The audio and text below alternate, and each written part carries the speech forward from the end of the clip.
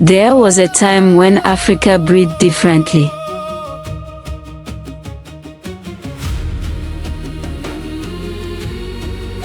The rivers sang before dawn. The mountains remembered every footstep.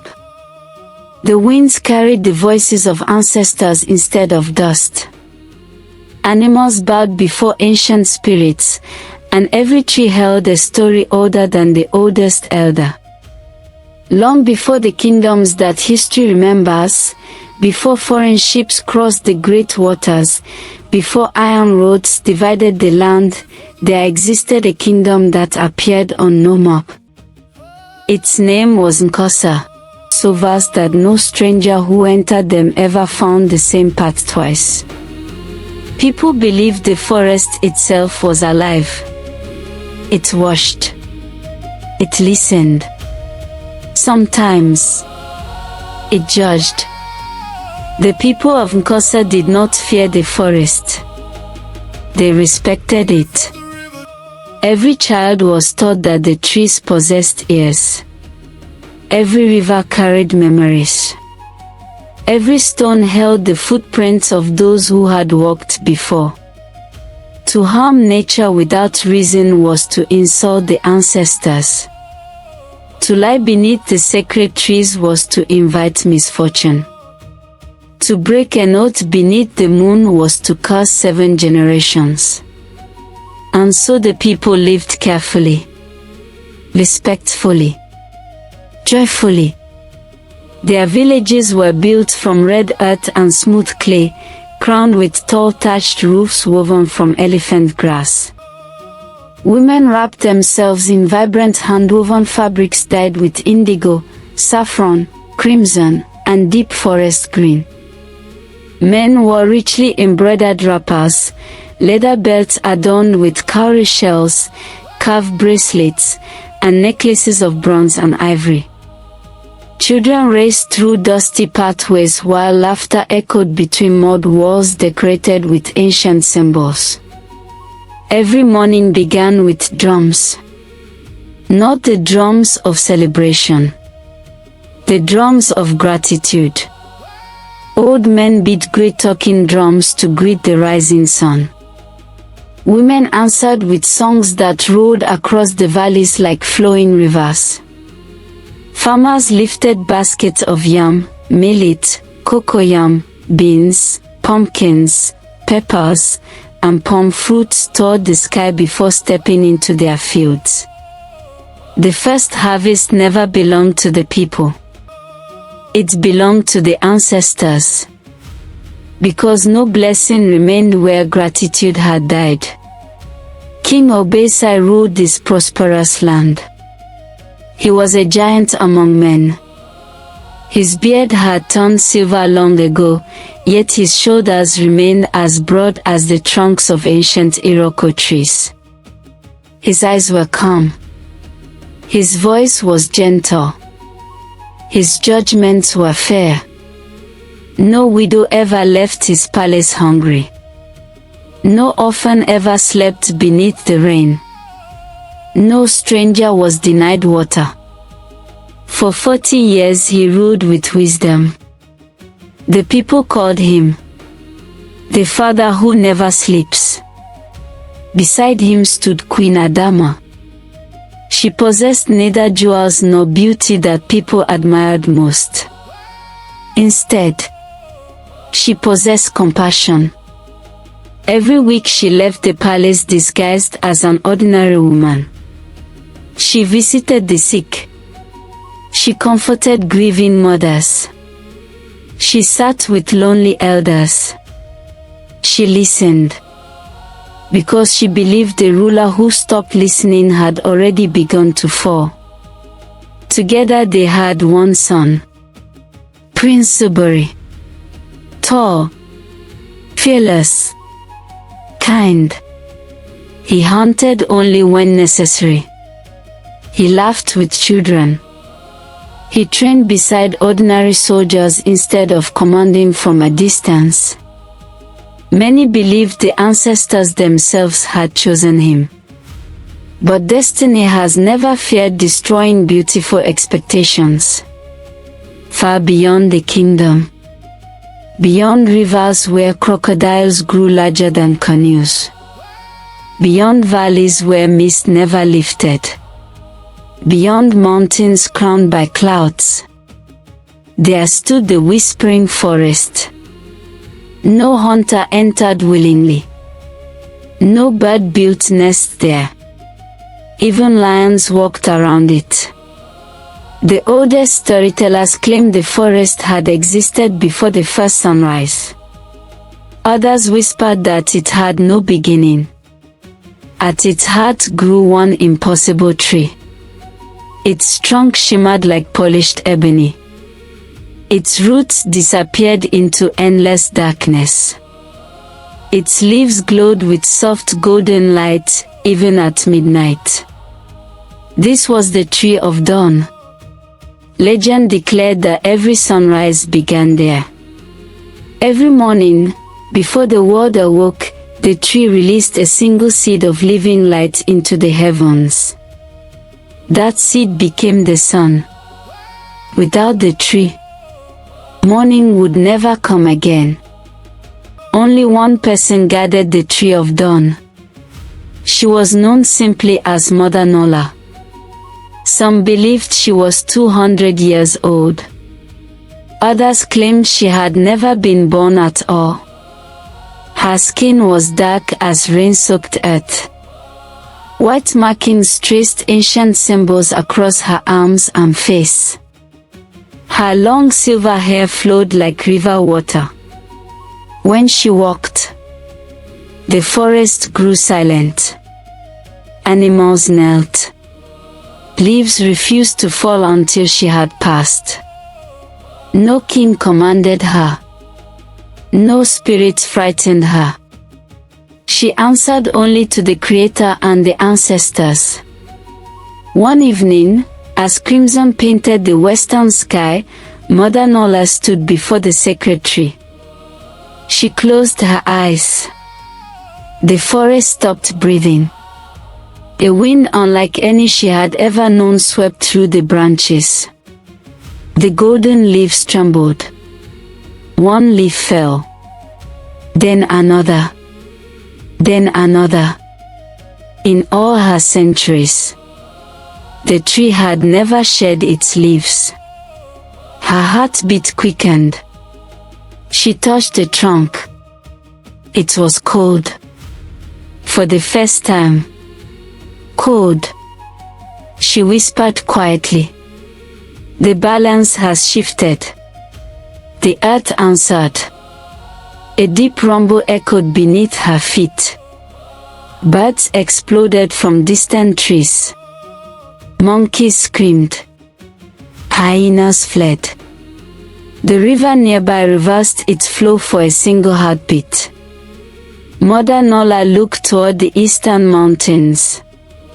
Something was coming. Not an army. Not famine. Not plague. Something older. Something that should have remained forgotten forever. She hurried into her shrine, built beneath the roots of the sacred tree. Inside rested hundreds of carved masks belonging to guardians who had protected the forest through countless generations. Every mask remained perfectly still. Except one. It began to cry. Not water. Blood. Mother Nola stared without speaking. Then she reached for an ancient drum wrapped in leopard skin. Only once before had she struck that drum. It had been 100 years earlier. When darkness almost swallowed the world. She raised the carved wooden beater. Boom! The sound rolled through mountains. Boom! Across rivers. Boom! Into villages. Boom! Into dreams. In Kosa, King Obesai awoke suddenly from sleep. His heart raced. Queen Adama sat upright. "Did you hear it?" she whispered. The king nodded slowly. "I prayed I would never hear that drum again." Prince Zubri burst into their chamber moments later. The royal guards heard it too. The old king looked toward the dark horizon. His voice trembled. "Mother Nola is calling. No. She is warning us."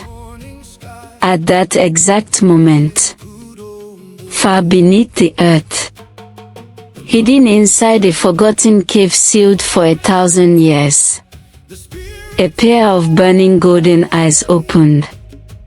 A cracked voice whispered into the darkness. "At last, the world remembers me." And somewhere high above, the moon disappeared behind black clouds. Although no storm had been foretold, the first night of prophecy had begun.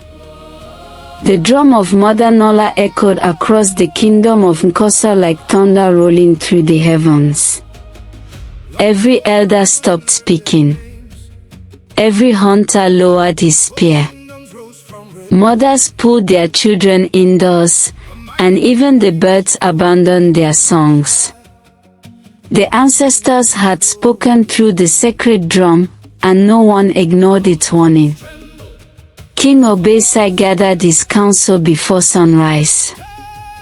"The forest has called us," he said. "When the guardians speak, kings must listen." Prince Zubri stepped forward without hesitation. "Father, let me answer the call." The old king looked into his son's determined eyes. He saw courage, but he also saw the shadow of a destiny no father wished for his child. Queen Adama embraced her son tightly. "The bravest warrior is not the one who never fears," she whispered. "The bravest is the one who walks forward despite his fear."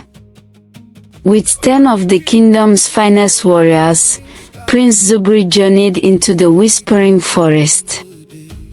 They crossed rivers wrapped in morning mist, climbed ancient rocks covered with emerald moss, and followed paths where no footprints remained for long.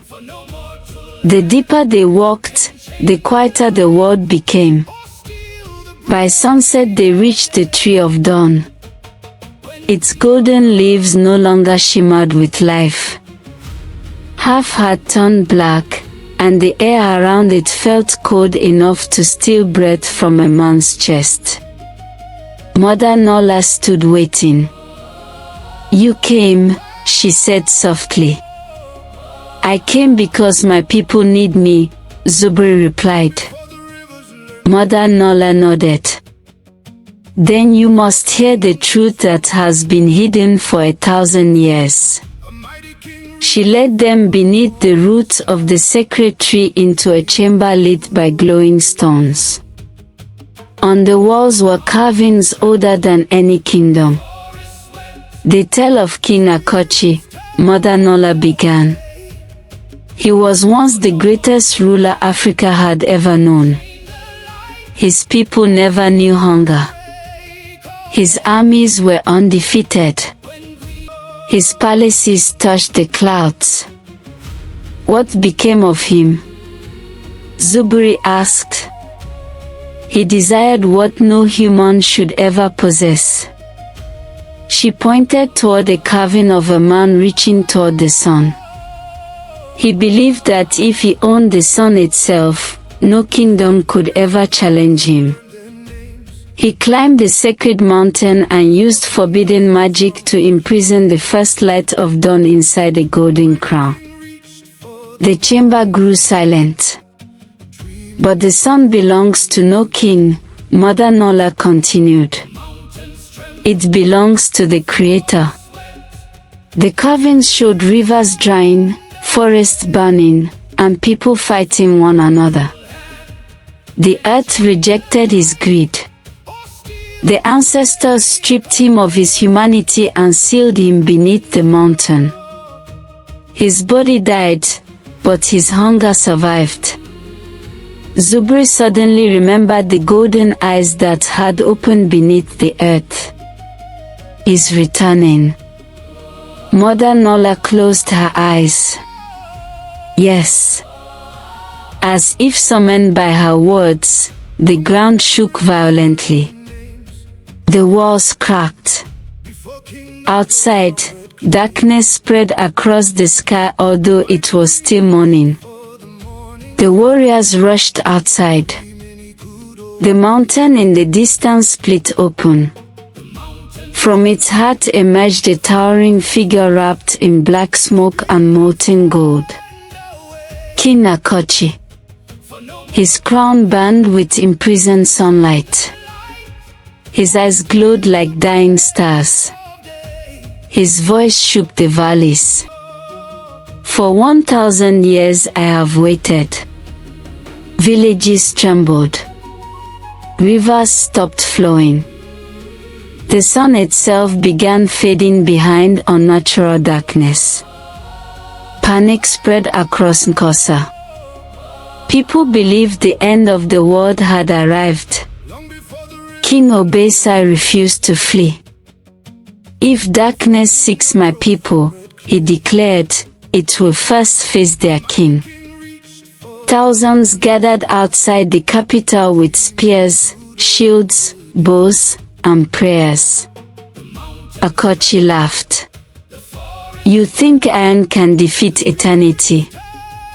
He raised one hand.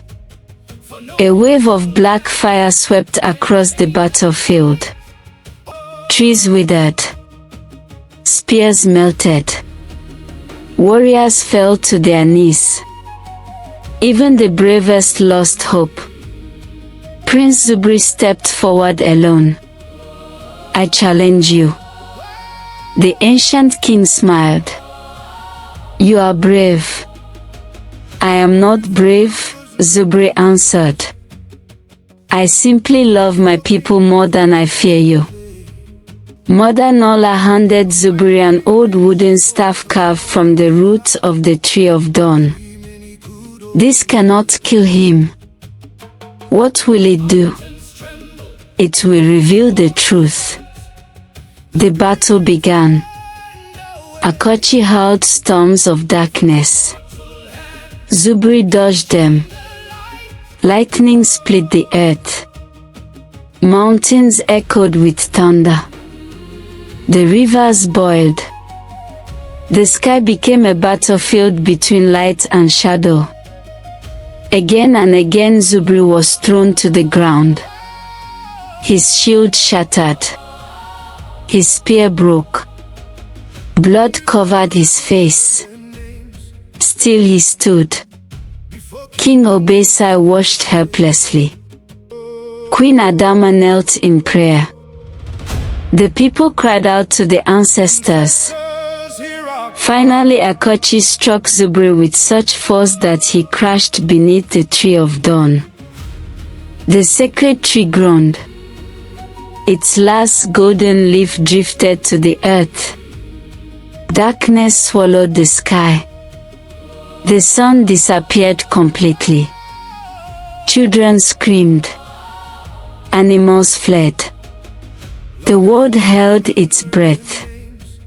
Akochi lifted the golden crown high above his head. The sun is mine once more. But in that moment Zubri noticed something. The crown was not feeding Akochi. It was consuming him. Every heartbeat made him weaker.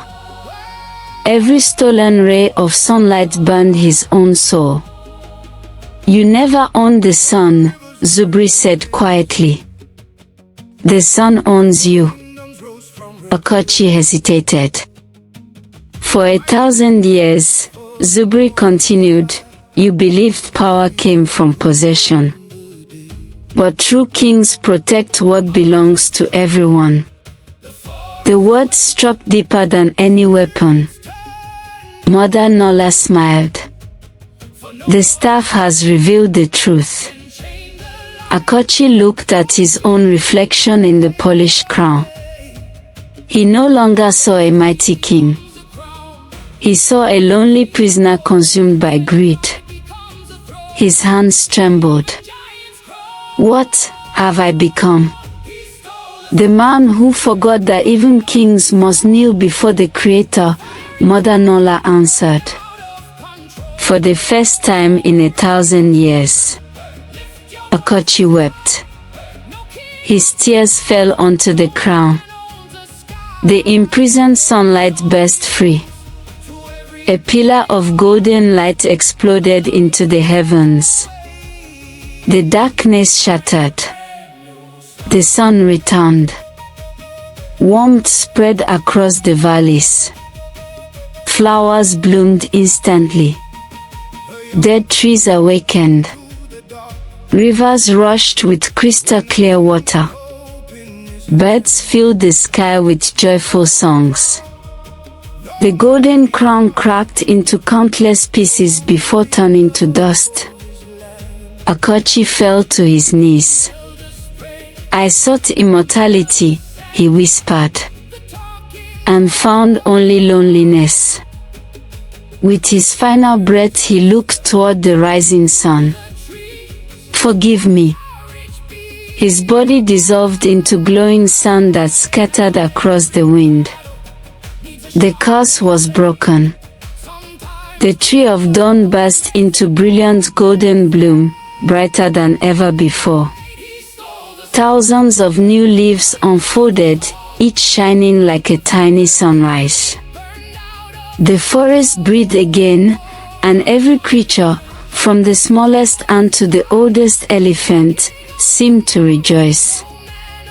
The people of Nkosa celebrated for 7 days and 7 nights. There was dancing beneath the stars. Drums echoed across the hills. Women sang songs of hope. Children laughed without fear. The old king, Obesai, placed the royal staff into Zuburi's hands. My son, he said, today you became more than a warrior. You became a servant of your people. Rule them with compassion, for strength without kindness becomes tyranny. Soon afterward, King Obesai peacefully joined the ancestors, and Prince Zuburi was crowned the new king. He did not build the tallest palace or command the largest army. Instead, he planted forests where others would have built monuments. He opened the royal granaries during times of famine and sat among ordinary villagers to hear their stories. Mother Nola returned to the Whispering Forest, where she continued to guard the Tree of Dawn until the day she disappeared without a trace. Some say she became one with the forest itself. Others believe she walks among travelers in disguise, testing whether humanity has learned the lesson of King Akochi. To this day, elders across Africa tell children that the greatest darkness is not the absence of the sun but the greed that grows within the human heart. They teach that power is a gift to be shared, never a treasure to be hoarded, and that no king, no queen, and no nation can truly own what the Creator has made for all. And when the first rays of dawn stretch across the red earth each morning, the storytellers smile and say that the Tree of Dawn is still releasing its seed of light into the heavens, a reminder that every new sunrise is another chance to choose humility over pride, generosity over greed, and hope over fear. For as long as the sun rises over Africa, the legend of the king who stole the sun will never be forgotten. No king